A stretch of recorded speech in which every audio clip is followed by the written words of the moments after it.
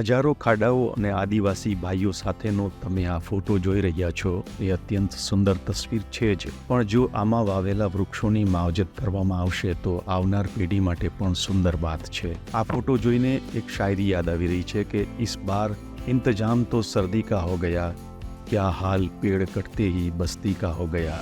નમસ્કાર, vibes of India સાથે હું સમીર. તાપીના સોનગઢમાં ગૃહ રાજ્યમંત્રીની હાજરીમાં એક પેડ માં કે નામ શીર્ષક હેઠળ વૃક્ષારોપણનો કાર્યક્રમ રાખવામાં આવ્યો હતો, જેમાં વન વિભાગ મંત્રી મુકેશ પટેલ સહિત અનેક પ્રકૃતિ પ્રેમી આદિવાસી ભાઈઓ જોડાયા હતા. આ સિવાય પોલીસ અધિકારીઓ અને સ્થાનિક તંત્રના અધિકારીઓ પણ આવી પહોંચ્યા હતા. આ કાર્યક્રમમાં 7,000 જેટલા વૃક્ષોના રોપાનું રોપણ કરવામાં આવ્યું હતું. આપણે જાણીએ છીએ કે હાલ આપણો દેશ જ નહીં પણ દુનિયા આખી ગ્લોબલ વોર્મિંગના મારથી પસાર થઈ રહી છે. માટે પ્રધાનમંત્રી નરેન્દ્ર મોદીએ એક વૃક્ષ માના નામે વાવોની હાકલ કરી છે.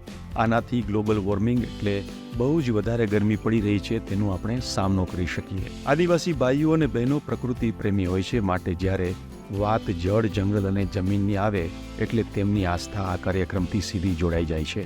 આપણે જોઈએ છીએ કે વરસાદ પૂરો નથી પડતો, પડે તો એક જ સમયે એક ધારો પડી જાય છે. શિયાળુ હોય કે ઉનાળુ, સમય કે ટકટાણું જોયા વગર વરસાદ પડી રહ્યો છે. તેનો એક જ ઉપાય છે, આપણે બધા વૃક્ષો વાવીએ. આપણે માણસ પ્રજાતિ વૃક્ષો કાપતા ગયા એમ ગ્લોબલ વોર્મિંગ વધતી ગઈ, ગરમી વધતી ગઈ અને પૃથ્વી ધગધગતો ગોળો બની ગઈ છે.